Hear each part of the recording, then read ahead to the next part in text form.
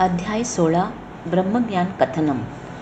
जगाची उत्पत्ती, कारण व मूळ घटक असलेले जे ब्रह्म, त्याचे व त्याच्या प्राप्तीचे निरूपण. भाग पहिला. श्री गणेशाला नमस्कार असो. श्री सरस्वती देवीला नमस्कार असो. श्री गुरु महाराजांना नमस्कार असो. श्री कुलदेवतेला नमस्कार असो. श्री सीता व श्री रामचंद्र यांना नमस्कार असो. श्री सद्गुरू साईनाथांना नमस्कार असो. शांतीरूपी सिंहासनावर बसलेले, स्वानंदरूपी साम्राज्याचे मालक, राजांचे राजे, चक्रवर्ती व आपले एकमेव आधार अशा गुरु महाराजांना नमस्कार करूया. त्यांच्या दोन्ही बाजूंना अभेद भक्ती व सहज स्थिती चौऱ्या ढाळीत आहेत आणि स्वानुभूती व सद्यम प्रतीती अत्यंत आदराने पंख्यानी वारा घालीत आहेत. स्वात्मस्थिती छत धरीत आहे आणि शांती संवेती वेत्र धरीत आहे. षडिप्रू व मायामोहाची कृती तेथे क्षणभरही टिकू शकत नाहीत. या सभेचा ताट काय वर्णावा. 4 वेद, 6 दर्शने व 18 पुराणे तर स्तुतिस्तोत्रे गाणारे आहेत. शुद्ध ज्ञानाचा प्रकाश लकलक चमकत आहे आणि स्वानंद अतिशय दाट पसरलेला आहे. विरक्ती, भक्ती, शुद्ध ज्ञान, मनन, निधिध्यासन, निजानुसंधान व साक्षात्करण हे अष्टप्रधान सेवेत मग्न आहेत. शांती व दांती हे दिव्यमणी त्यांचे कंठ भूषवित आहेत आणि वेदांतरूपी सागरातील अमृत वाहणारे त्यांचे मधुर बोल आहेत.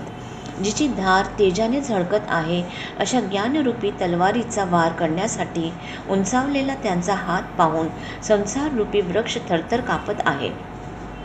हे निरंजना, अव्यया व गुणातीता योगी राजा, तुमचा जय जयकार असो. दीनजनांचा उद्धार व दुसऱ्यांवर उपकार करण्यासाठीच तुम्ही हा ध्येय धारण केला आहे. दासगणू महाराजांनी आपल्या भक्ती सारामृताच्या अध्याय 52 मध्ये साईबाबांचे असेच सार्वभौम राजा परिसुंदर वर्णन केले आहे. धैर्य हाच ज्याचा पिता, क्षमा हीच ज्याची माता, शांतीवधू तत्वता, दया भगिनी शोभली, सुविचार हाच भ्राता, पलंग मेदिनी सर्वथा, स्वानंदा साम्राज्य भोगिता, होय बुद्ध हो हा योगी.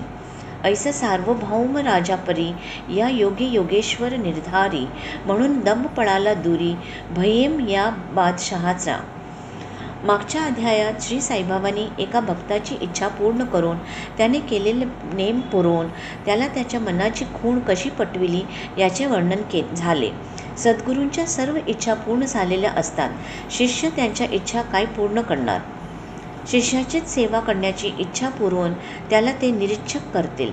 भक्तीने फूल किंवा पानसुद्धा त्यांना अर्पण केले तर ते अत्यंत प्रेमाने घेतील, परंतु तेच ताट्याने किंवा दिमाग टाकून दिले तर त्याचा लागलीच अवहेर करतील. सत्य, ज्ञान व आनंदाचे ते सागर असल्याने त्यांना दिखाऊ उपचाराचे महत्त्व वाटत नसते, परंतु तेच श्रद्धा व भोळ्या भावाने अर्पण केले असता ते त्यांचा अत्यंत आनंदाने स्वीकार करतात. स्वतःला काहीच समजत नाहीत असे दाखवतात, परंतु अज्ञान घेऊन ज्ञान देतात आणि शास्त्रसिद्ध रूढींच्या मर्यादा न ओलांडता शिघ्यांना गोड शिकवण देतात. त्यांची प्रेमाने सेवा केली असता सेवा करणारा ब्रह्माशी म्हणजे परमेश्वराशी ऐक्यता प्राप्त करतो. इतर सर्व साधने सोडावी आणि गुरुसेवेत लीन व्हावे. त्या सेवेत थोडीही कुचराई केली किंवा त्यात आपली चतुराई दाखविली तर साधक संकटात पडेल. गुरुच्या पायी विश्वास पाहिजे. स्वतःचा शिष्य काय करतो, सद्गुरूच त्याची सोय लावतो. शिष्याला आपल्या संकटाची कल्पना नसते. गुरुच नकळत त्याचा उपाय करतो. गुरुपेक्षा आणखी मोठा उद्धारदाता त्रिभुवनात दुसरा कोणीही नाही. शरणागतांचा जो श्रेष्ठ आश्रयदाता त्या सद्गुरूला शरण जाऊया. सद्गुरूला चिंतामणीची उपमा द्यावी तर चिंतामणी फक्त चिंतिलेलेच देतो, परंतु गुरु अचिंत्य वस्तू देऊन भक्ताला आश्चर्याचा धक्का देतो. कल्पतरूशी तुलना करावी तर तो भक्त जे मनात आणील तेच पुरवितो, परंतु गुरुराज निर्विकल्प स्थिती देतो. कामधेनू इच्छा करावी तेच देते, पण गुरुरूपी धेनूची थोरवी तिच्याहून मोठी आहे. गुरुरूपी धेनूशिवाय अचिंत्यदानी अशी पदवी कोण बरे मिरवू शकेल. आता श्रोत्यांना हीच विनंती की मागच्या अध्यायाच्या शेवटी मी ब्रह्मार्तीला ब्रह्मज्ञान कसे प्राप्त झाले ते सांगेन म्हटले होते, त्याकडे खडे लक्ष द्यावे. आलेल्या ब्रह्मज्ञानाच्या भोगत्याची बाबा कशी तृप्ती करतात, आपल्या भक्तांना कसा उपदेश करतात ते परमार्थ साधण्यासाठी ऐकाजी. संत नेहमी कुठलीही इच्छा नसलेले असतात आणि त्यांच्या इच्छा संपूर्णपणे पूर्ण झालेल्या असतात, परंतु भक्तांना खूप इच्छा असतात आणि त्यांच्या इच्छा सदा अपूर्ण असतात. कोणी पुत्रसंतती मागतात, कोणी राज्यसंपत्ती मागतात, कोणी भावभक्ती मागतात, तर एखाद्याचा संसारातून मुक्ती मागतो. अशा एकाच भावार्थी परंतु पैसा मिळविण्यात दंग असलेल्या भक्ताला बाबांची उदंड कीर्ती ऐकून त्यांच्या दर्शनाची ओढ लागली. घरी खूप संपत्ती व संतती होती, नोकर चाकरही पुष्कळ होते. त्याच्या मनात आले की उदार मूर्ती बाबांचे दर्शन घ्यावे.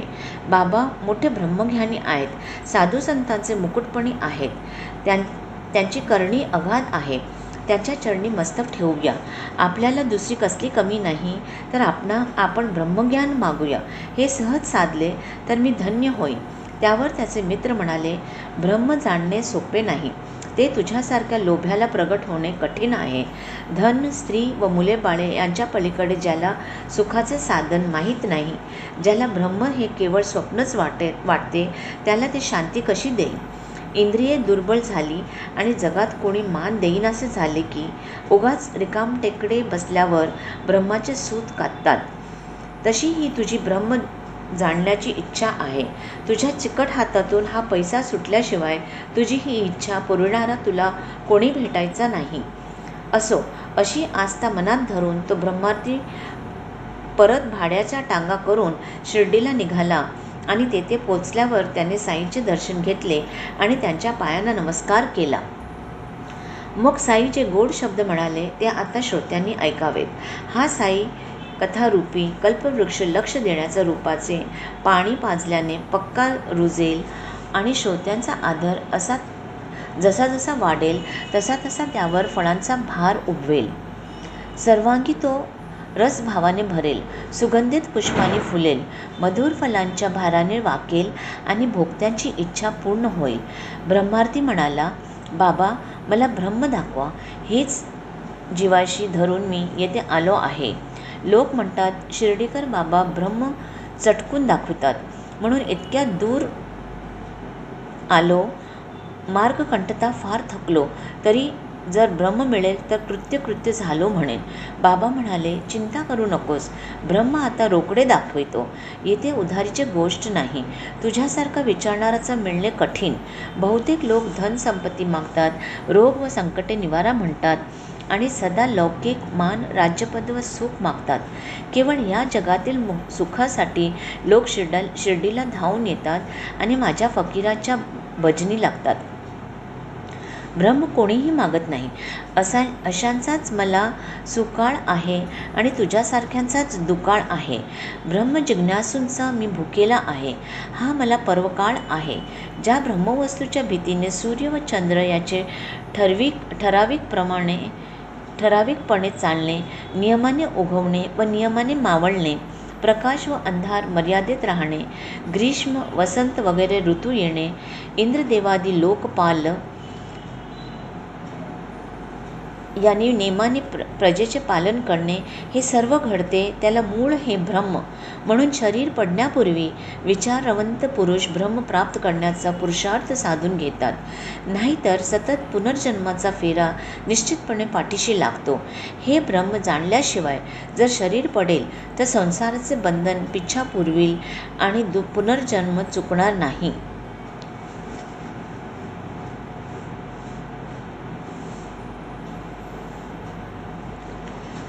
तुला ब्रह्मच काय, सगळे ब्रह्म गुंडाळे दाखवितो. तेच तुला नखांपासून शेंडीपर्यंत घट्ट गुंडाळीत आहे आणि तेच मी उकलून वेगळे करतो. काय ती अमृताच्या गोडीची वाणी, जणू काय अनुपम किंवा सर्वश्रेष्ठ सुखाची खाणच. जे प्राणी संशयरूपी झोक्यावर बसलेले आहेत त्यांचाही उद्धार करण्यास ती समर्थ आहे. तात्पुरता आनंद देणाऱ्या सुखाच्या मोहात जे दिवस रात्र गुंतलेल्या आहेत त्यांनाही बाबांची ही वचनरूपी वाट शास्त्रांनी योग्य म्हटलेल्या आचरणाकडे नेऊन सोडील. चिंतामणी प्रसन्न झाला तर लौकिक सुख हाताशी चढेल आणि महेंद्र प्रसन्न झाला तर स्वर्गसंपत्ती लाभेल. परंतु गुरुची विशेषता याहूनही विशेष आहे. गुरुसारखा दाता कोणी नाही. तो जर सुप्रसन्न होऊन पावला तर प्राप्त होण्यास कठीण असे ब्रह्मच भक्ताला दाखवेल. या गोड कथेच्या श्रवणाने संसार दुःखाचा विसर पडेल. ब्रह्मार्थीयांना कसे शिकवावे हे बाबा जाणत होते. असो, बाबांनी मग त्या ब्रह्मार्थीला बसविले आणि क्षणभर दुसऱ्या व्यवसायात गुंतविले. जणू काय तो प्रश्नच आपण विसरलो असे त्याला दाखविले. मग बाबांनी काय केले? एका मुलाला जवळ बोलाविले आणि त्याला म्हणाले, लवकर जा आणि नंदू मारवाड्याला निरोप दे की बाबांना फार जरूर आहे. 5 रुपये थोडा वेळ उसने चटकन दे.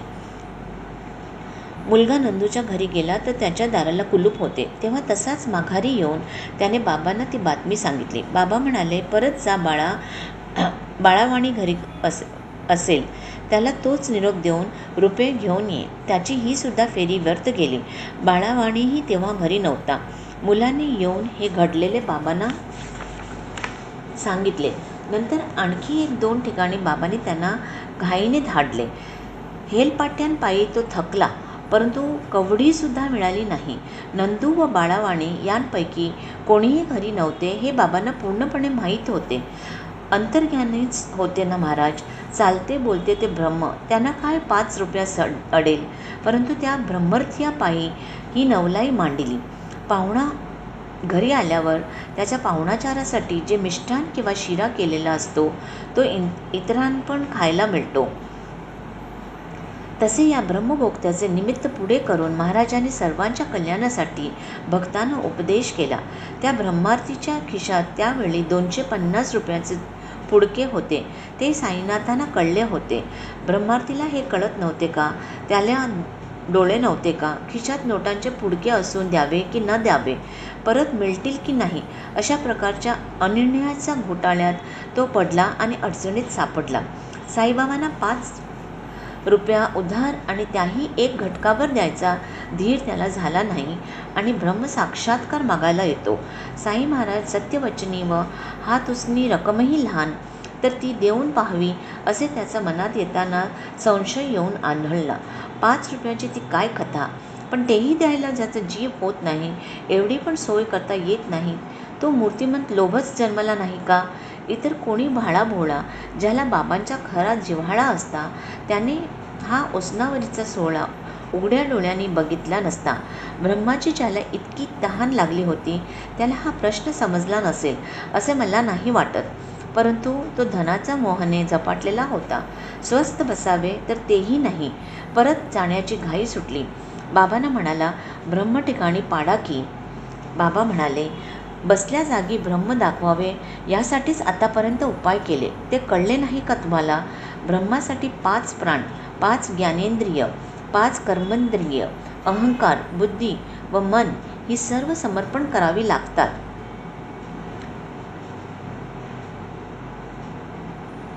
ब्रह्मज्ञानाचा मार्ग अवघड असतो. सर्वांना सरसकट सोपा नसतो.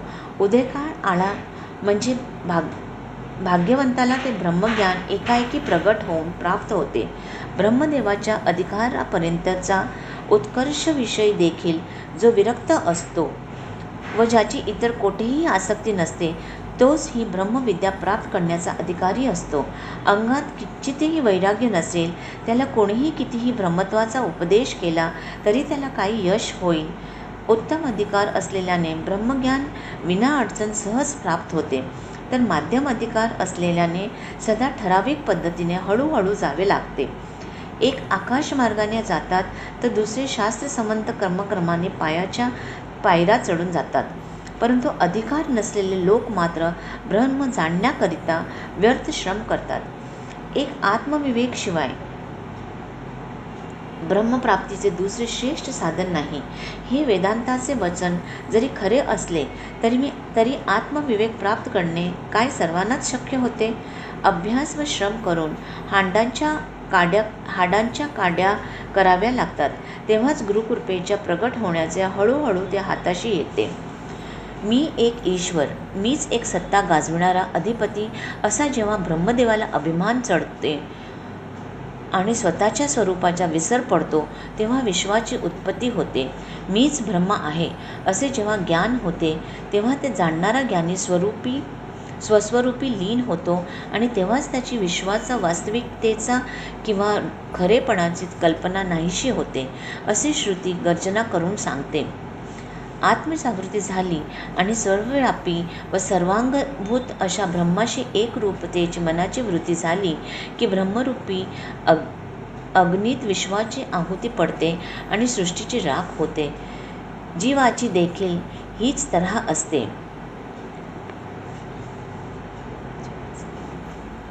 जेव्हा चुकीचा समज नाहीसा होतो तेव्हा दोर सूर्याचे किरण व शिंपला याचा खोटा आभास जिवळतो. शिंपल्याचे खरे ज्ञान नसल्यामुळे ते रुपे किंवा चांदी भासू लागते, परंतु तेच रुपयाचे खरे ज्ञान प्राप्त झाले की ते शिंपलाच आहे हे कळते. खोट्या कल्पनेचे निवारण झाले की रूपे दिसेनासे होते आणि शिंपल्याचे स्पष्ट व निश्चित ज्ञान होते. एकमेकांच्या अज्ञानाचे हे लक्षण आहे. ज्ञानरूपी दीप घासून स्वच्छ करून अज्ञानरूपी घाण धुवून काढा, म्हणजे चुकीचा कल्पनेचा नाश होईल. जन्म मृत्यूचे बंधन नसले तर मोक्षासाठी आत्मसंयमन कशाला? वेदांताशी आमचा काय संबंध? आणि मग हे ब्रह्मज्ञानाचे विवेचन कशासाठी? मी बद्ध आहे आणि मला त्यापासून संपूर्णपणे सुटायचे आहे अशा दृढ निश्चयाला जो चिकटलेला आहे तोच फक्त येथील अधिकारी आहे. अत्यंत अज्ञानी अथवा पूर्णज्ञानी हे दोघेही अधिकारी नव्हेत. बद्धच नाही तर मुक्ती कसली ही खरी गोष्ट आहे. बद्धता व मुक्तता ही दोन्ही गुणांचा सोबतीने राहण्यावर अवलंबून असतात. याचा अनुभव सर्वांना आहेच. संबंध जोडते तेव्हा ते आपापल्या बद्ध झालेलं समजते. म्हणून गुणसंयोग म्हणजे बंधन व गुण वियोग म्हणजे मोक्ष. दुजेपणाचे जेथे अस्तित्वच नाही तेथे कोण कोणास बांधेल व सोडेल? जीवात्म्याचा परमात्म्याशी दुजाभाव एकोपाच्या मार्गाने गेल्यावर कोणीही बद्ध नाही व मुक्तही नाही. दिवस व रात्र हे काय सूर्य उत्पन्न करतो? हा तर दृष्टीदोषाचा व्यवहार. सूर्य या भानगडीतच नसतो. मी एक करता, मी एक भोगता असा चित्तात अभिमान धरून स्वर्ग व नरकाच्या सुखदुःखांचा अनुभव घेतला की इच्छांचा हव्यास वाढतो. आत्मा हा सदा असणारा, प्राचीन व कधीही नाश न पावणारा आहे. जन्म मृत्यू विकार त्याला बाधत नाहीत. ओंकार हे त्यांचे मूर्त स्वरूप आहे. त्याला आरंभ व शेवट नसून स्वतंत्र आहे. ज्या मनुष्याचे शरीर हाच आत्मा अशी दृष्टी आहे, जो स्वतःचा वेगळा व सृष्टीला वेगळे समजतो, त्याला कष्ट करूनही आत्म्याचे अनुभवजन्य ज्ञान प्राप्त होत नाही. वाणी आधी सर्व इंद्रियांचा लय करा आणि मनाचा निश्चय पक्का करा. नंतर त्या मनाचाही लय करून बुद्धीला पकडा. प्रकाश स्वरूप जी ज्ञान देणारी बुद्धी, तेथे मन एकाग्र करा. मनासकट सर्व इंद्रिय मोह एका बुद्धीच्या स्वाधीन असतात. मातीच्या घड्याला जशी मूळ कारण माती तशीच इंद्रियांना बुद्धी असते. ती तशीच त्यांना सदा व्यापून असते. मनादी सर्व इंद्रियांना व्यापून राहणाऱ्या बुद्धीला महत्त्वात मिसळावे आणि महत्त्व आत्म्यात समर्पावे. अशी गोळाबेरीज केली म्हणजे आत्माचे स्वरूप निश्चितपणे कळेल.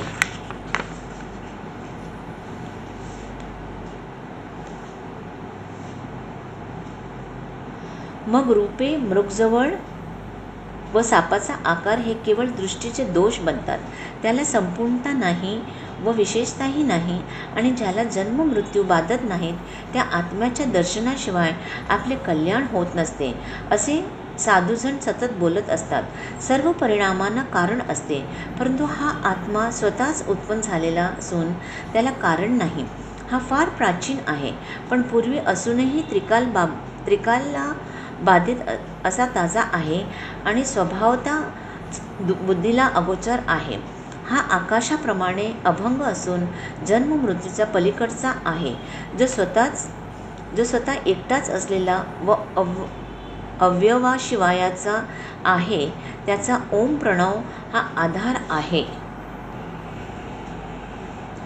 हे निर्गुण निराकार ब्रह्म जाणता येते, सगुण साकार ब्रह्म प्राप्त करता येते आणि त्याचे प्रतीक ओम याचे सदा ध्यान व उपासना करता येते. सर्व वेदांचे जे सार तेच प्रणव स्वरूप ओंकार आणि त्याचे ते जे अर्थासह स्पष्ट जाणणे तेच महावाक्यांचे अभ्यासपूर्वक चिंतन होय. वेद स्वतः ज्याच्या खरेपणाबद्दल खात्री देतात, जे लोक अत्यंत प्रयत्नाने व ब्रह्मचर्य पाळून मिळवितात, त्यालाच ओम पद म्हणतात. असो, त्या पदाची वाटचाल जरी फार बिकट असली तरी ती मेहनत करणाऱ्याला श्रेष्ठ गुरुकृपा झाल्यावर मिळविण्यास अत्यंत सोपी होते. अत्यंत स्थूल अशा इंद्रियांपासून अनुक्रम धरून सूक्ष्म तारतम्यापर्यंत पोचल्यावर प्रयत्नशील साधकाला त्याची प्राप्ती होते. ते हे ओम शब्दाने म्हणण्याचे अक्षर सर्व तपांमध्ये श्रेष्ठ आहे, ज्याचा नुसता उच्चार केला तरी अर्थाचे तत्त्व मनात स्फुरते आणि ज्याचे वारंवार पठण केले तर प्रत्यक्ष अनुभव येतो. सर्वव्यापी व वृद्धिक्षय विकाराशिवायचा आत्मा जो जाणेल तो सद्गुरूचा भक्त धन्य होय. अध्यात्म, अधिभूत व अधिदैव या 3 प्रकारच्या दुःखांनी गांजलेले लोक हे भाग्य कसे भोगू शकतील? हे वैभव तर फक्त संतांचेच असते. अविद्येपासून संसाराची किंवा जन्ममरणादी परंपरेची उत्पत्ती होते आणि त्यापासून सुटका करून घ्यायचे साधन म्हणजे ब्रह्म व आत्मा हे एकच आहेत, अशी मनाची भावना ज्यांची प्राप्ती या संतांच्या ठिकाणी होते.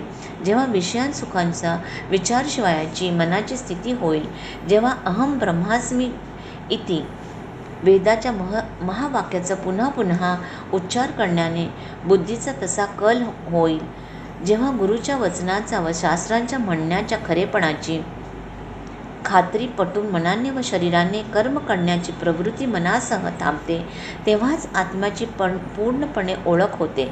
तेव्हाच संपूर्ण व स्पष्ट ज्ञानाची प्राप्ती होते. विषयसुखाची साधने, संपत्ती वगैरे शोभप्रद वस्तूंपासून निवृत्ती होते. अंतःकरणातील अविद्या वगैरेची गुंतागुंत उकलली जाते आणि साधक अव्यक्त परब्रह्मात विलीन होतो. कवडशातील अति लहान कण, त्यातूनही लहान असलेला अणू, त्या अणूपेक्षाही अतिशय लहान किंवा बारीक आत्मा असतो, अशी त्याची निश्चित कल्पना केली जाते. मोठ्यात मोठे म्हणजे ब्रह्मांड, पण आत्मा त्याहून मोठा आहे, अशीही कल्पना केली जाते. परंतु या सर्व तुलनेसाठी कल्पना आहेत. आत्मा हा निश्चित मापाच्या पलीकडे आहे.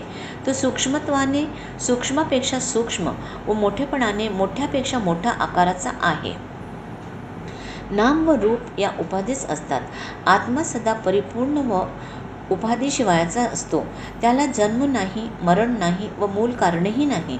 तो जन्मरहित किंवा स्वयंभू, सतत टिकणारा, कधीही नाश न पावणारा, पुरातन आहे. त्याला स्पष्टपणे सहज जाणणे कठीण असते. ओंकार प्रतीक असलेले जे ब्रह्म तेच त्याचे मूळ स्वरूप होय. वेद व इतर शास्त्र पुराणे यांनाही जाणण्यास कठीण असलेला तो काय सरसकट सर्वांना सहज प्राप्त होईल? ज्याला निश्चयपूर्वक जाणण्याला वेद थकले,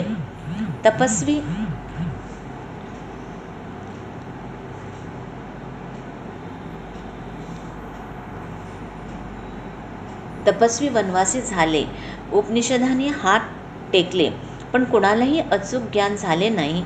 त्या आत्म्याच्या स्वरूपाचा शोध लागण्याकरिता आत्मा व परमात्मा एकच आहेत हे जाणणारा आचार्यच हवा. तर्क करण्यात पटाईत असणाऱ्यांना तेथे प्रवेश नसतो. मग इतरांचे काय महत्त्व? नुसते वादविवाद करणाऱ्यांना तर तेथे जागाच नसते. ते मनाच्या गोंधळरूपी भोवऱ्यात गरगर फिरतील. वेदशास्त्र व आचार्य यांशिवाय इतरांची स्वस्वरूप जाणण्याची बुद्धी येथे निश्चित होत नाही. स्वतःच्या बुद्धीचे कल्पनारूपी तारेचौऱ्यांशी लक्ष फेरे चुकवू शकत नाहीत. पण शास्त्र व गुरुरूपी एकच चंद्र मात्र पुरतो आणि मग अंधार किंचितही उरत नाही. जे इतरांना कष्टाने साधत नाही ते तो सहज साधून देतो. जे सद्गुरूची कास दृढ धरून ठेवतात त्यांना ब्रह्मज्ञान प्रगट होते. जेथे अविद्या काही न करता बाजूला सरते, जेथे सच्चिदानंद स्वरूप स्थिर होते आणि स्वरूपात निमग्न झालेली स्थिती उत्पन्न होते, त्यालाच मोक्ष हे दुसरे नाव आहे.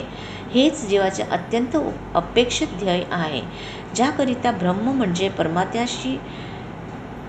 परमात्म्याशी एकरूप होण्याची आसक्ती असलेले व आत्मचिंतनात निमग्न होण्याची आवड असलेले साधक फार कष्ट करतात. स्वस्वरूपी मन अस्थिर झाले की इंद्रियांनी भोगण्याच्या विषयांची खळबळ उडते. स्वस्वरूपी मन स्थिर झाले की ते क्षीण होतात. जो स्वस्वरूपापासून तोंड फिरवितो त्याचा समोर विषय सदा उभे राहतात, पण जो स्वस्वरूपाकडे पाहतो त्याच्यापासून विषय तोंड फिरवितात. जो मोक्षाचीच मात्र इच्छा करतो, दुसरी कसलीही इच्छा मनात ठेवत नाही आणि या पृथ्वी लोकाचा व परलोकाचा किंचितही लोभ धरत नाही, तोच मोक्षाचा अधिकारी असतो. यातील एका लक्षणाने जरी कोणी कमी असेल तरी तो मुमुक्षू नव्हे हे स्पष्ट जाणं. एका डोळ्याने आंधळा माणूस देखणेपणाचे जसे ढोंग करतो तसा तो मुमुक्षत्वाचा केवळ ढोंग करतो. अहंकार गळल्याशिवाय, लोभाचे उच्चाटन झाल्याशिवाय आणि मन आसक्तिरहित झाल्याशिवाय ब्रह्मज्ञान मनात पक्के ठसत नाही. देह हाच आत्मा आहे अशीची बुद्धी तीच माणसाला भ्रमात टाकते. कुठल्याही वस्तूविषयी आसक्ती असणे हेच बंधनाला कारण होते. विषयभोगांविषयी कल्पना करणे आणि आठवण येऊ देणे सोडा, म्हणजे ब्रह्म हाती येईल. निर्गुण परब्रह्माचा साक्षात्कार मिळवणे कठीण कर्म आहे, म्हणून सगुण अपरब्रह्माचा वर्णनाचे वर्म जाणून बुद्धिमान लोक त्यालाच आपला धर्म समजतात. आत्म सर्व भूतांमध्ये गुप्त रीतीने वास करतो हे तत्व वेदांती जाणतात, परंतु त्याचा सर्वांनाच अनुभव येईल असा पुरावा कुठे आहे? आधी चित्त शुद्ध लागते, आणखी वृद्धी दर्भाच्या ठोकासारखी तीक्ष्ण लागते, तेव्हाच हा अत्यंत पवित्र आत्मा कृपावंत होऊन स्वतःच प्रगट होतो. आत्मा सदा विकाराशिवाय आहे. ज्याला आत्मज्ञान प्राप्त झाले आहे तो कधीही शोक करीत नसतो आणि तोच धैर्यवान व बुद्धिमान असून संसारातून संपूर्णपणे मुक्त झालेला असतो. येथे प्रवचन करण्याचे कौशल्य किंवा ग्रंथाचा अर्थ समजण्याची शक्ती चालत नसते. वेद व श्रुती यांच्या यथार्थ ज्ञानानेही काही उलगडा होत नसतो. आत्म नित्य व विकाराशिवायचा आहे आणि शरीर अनित्य व सदा बदलणारे असे जाणून जो आपले हित साधतो तोच योग्य व अयोग्य कार्याविषयी जागृत होय. आत्मज्ञानाला सदा कसलीच भीती नसते. तो स्वतःला एकटाच व या जगात स्वतःशिवाय दुसरे काही नाहीच असे समजतो. अशा प्रकारे दुजेपणाचा ठिकाणाच पुसून काढला की सर्व दुःखांचा नाश निश्चित फळास येतो. आत्मा जरी जापण्यास अवघड असला, प्रवचने ऐकून त्याचा ठिकाणा सापडत नसला किंवा केवळ बुद्धीचे तेथे काही उपयोग होत नसला, तरी त्या आत्म्याला उपायाने सहज जाणणे शक्य असते. ज्याला स्वतःला इतर कुठली कामना नाही व ज्याचे आत्मज्ञान प्राप्त करणे हीच मात्र एक कामना आहे, असा जो आत्म्याची पुष्कळ प्रार्थना करतो त्यालाच हा श्रेष्ठ लाभ प्राप्त होतो. पोथी कीर्तन वगैरे ऐकताना तोच मी आहे अशा अभेद दृष्टीने जो पाहतो व हेच ज्याचे ध्यान राहते त्यावर आत्मा अनुग्रह करतो. जो सदा दुष्टकृत्ये किंवा पापाचरणे करण्यास तत्पर असतो, जो सदा अशांत व अस्थिर असतो, ज्याचे चित्त एकाग्र नसते, अशा ज्ञानी माणसालाही तो पावत नाही. श्रुती व स्मृती यांनी सांगितलेली योग्य कर्मे जो करतो व अयोग्य कर्म सोडून देतो, ज्याचे चित्त सदा एकाग्र असते, त्याचा अधीन आत्मा असतो. पापाचरणापासून जो विरक्त, आचार्य व गुरु यांच्या चरणी जो विनम्र व फलाच्या इच्छेपासून जो निवृत्त, त्यालाच हा आत्मा प्राप्त होतो. विषय भोगांविषयी निष्काम झाल्याशिवाय, केवळ आत्म्याविषयी कामना धरल्याशिवाय आणि मनाची वृत्ती शांत झाल्याशिवाय आत्माराम पावणे कठीण असते. ब्रह्मज्ञानाची इच्छा असणाऱ्याचे तपाचरण पाहून जेव्हा आत्म्यास कृपा उपजेल तेव्हा तो स्वतःचे स्वरूप प्रकट करील. गुरुच्या मदतीशिवाय त्याला पावणे सोपे नाही. तरी स्वस्वरूप प्राप्त करण्यासाठी साधकाने श्रवण, मनन वगैरे करावे, अभेद भावाचे नीट ध्यान ठेवावे, तरच आत्मलाभ सुखाने होईल. प्रपंच हा सर्व अज्ञानमय आहे आणि त्याच्या पसाऱ्याचेही मूळ कारण अज्ञान आहे. ज्ञानाशिवाय मोक्षाला धारा नाही, हे जरा समजून घ्या. शास्त्राच्या अनुभवाला तर्क व शोधक बुद्धी लागते. ज्ञान मात्र संसाराचा लय झाल्यावरच उत्पन्न होते, दुसऱ्या कशानेही शक्य नसते. मोठा साधू असो की नीच पापी असो, जीवात्मा हाच परमात्मा आहे हे जाणून जो वागतो तोच खरा महान पुरुष होय. त्याचाच एक आत्मा अभेदात्मा असतो. ब्रह्म व आत्मा एक आहेत हे जे अनुभवपूर्वक ज्ञान तोच ज्ञानाचा कळस होय. एकदा आत्मज्ञान झाले की सर्व अज्ञान नाहीसे होते. संपूर्ण आत्मज्ञान झाले की मग जाणण्यासारखे काहीच उरत नाही. साक्षात्कारमुळे त्याच्याकडून हातातल्या वस्तूंप्रमाणे सारे जाणले जाते. त्याला आत्मज्ञानाचे फळ म्हणजे संसाराची अखंड निवृत्ती, परमानंदाची तात्काळ प्राप्ती व मोक्षाचा सुकाळ प्राप्त होतो. आत्मा सूक्ष्मापेक्षाही सूक्ष्म, महानापेक्षा महान आहे असे जे बोलणे ते फक्त त्याची सर्वव्यापकता बुद्धीला कळण्यासाठी असते. आत्मा सूक्ष्मही नव्हे व महानही नव्हे. येथील न्यूनाधिकता किंवा श्रेष्ठ कनिष्ठा ठरविण्याचा भाव हा नुसता कल्पनेचा खेळ आहे. तो आत्मा तर ब्रह्मदेवापासून ते झुडुपापर्यंत सर्व चर व अचर वस्तूंमध्ये भरलेला आहे. असे हे वर्णन करण्यास अशक्य आत्म्याचे अस्तित्व बुद्धीला सामावून घेण्यासाठी वेदांती त्या अमर्यादितालाही वाचेन मर्यादित करतात. केवळ बुद्धी वैभवाचा योगाने आत्म्याचे खरे वर्म हाती लागत नसते. साधुसंतांच्या व सद्गुरूच्या संगतीने व त्यांच्या सेवेपासून होणाऱ्या कृपेने त्याची प्राप्ती होते. ब्रह्माचे सविस्तर वर्णन पोथ्या पुस्तकांकडून काय थोडे रोकडे भरलेले आहे. परंतु सद्गुरू कृपा जोवर होत नाही तोवर या जगाचा शेवट होईपर्यंत देखील हा आत्मा हाताशी चढत नाही. नित्य व नैमित्तिक कर्म करून जोपर्यंत मन शुद्ध संस्काराने युक्त होत नाही तोपर्यंत ब्रह्माचा अनुभव मुळीच लाभत नाही. ब्रह्मच फक्त नित्य आहे आणि बाकी सर्व अनित्य आहे आणि जे जे सर्व दृष्टीस दिसते ते सतत टिकणारे नाही हे सत्य आहे, त्रिवार सत्य आहे. ब्रह्माचा वक्ताही दुर्मिळ, तसा श्रोताही दुर्लभ आणि प्रेमळ व अनुभवशील सद्गुरू तर क्वचितच सापडेल. ब्रह्म काय वाटेवर पडलेले आहे. जे योगी स्वतःला पर्वताच्या गुहांमध्ये कोंडून घेतात, यम नियमांत बांधून घेतात व ध्यानाधारणेत गुंतवून घेतात, अशांना देखील गुरुकृपा झाल्याशिवाय ब्रह्म दिसत नाही. ते तुझ्यासारख्या मूर्तिमंत लोभ्याला कसे बाबा लाभेल. ज्याला पैशाचा फार लोभ असतो त्याला ब्रह्मज्ञानाची प्राप्ती कल्पांती देखील कधीही होत नसते. हे पक्के ध्यानात ठेवा. परमार्थाच्या गोष्टी ऐकताना विषयभोगाचे चिंतन व प्रपंचाचा सतत विचार करीत राहिले की साक्षात्करण देखील तसेच मिळते. अंतःकरणाला मल, विक्षेप व आवरण हे 3 दोष असतात. निष्काम कर्मे करून मलाचे निर्मूलन होते आणि उपासनेने विक्षेप धुवून निघतो. अशा प्रकारे स्वकर्म व उपासना करून कर्त्याच्या चित्ताला परिपक्वता येते आणि मल व विक्षेप यांचा नाश होऊन फक्त आवरण शिल्लक राहते. हे सर्व अनर्थांचे बीजावरण ज्ञान प्रगट झाल्यावर जसा सूर्य उगवल्यावर अंधाराचा नाश होतो तसे नाश पावते. सत्य, ज्ञान, अनंत वगैरे लक्षणांनी ज्याचे वेदांतात निष्णात असलेल्या लोकांनी वर्णन केले आहे ते हे ब्रह्मज्ञानी माणूस स्वस्वरूपी लीन होतच त्याच्या ठिकाणी प्रकाशते. थोडा अंधार व थोडे चांदणे असताना एकटा वाटसरू जंगलात चालत असताना शेंडा व फांद्या तुटलेल्या झाडाच्या खोडाला चोर समजून भीतीने तेथेच लपतो. त्याला वाटते मी एकटाच आहे आणि जवळ पैसा आहे. तो चोर तर वाटमाऱ्यासारखा टपून बसला आहे. आता विचार कसला करायचा. जीवाचा भरवसा नाही. तोच दुरून दिव्याचा उजेड येतो आणि खोडाचे खरे स्वरूप प्रकट होते.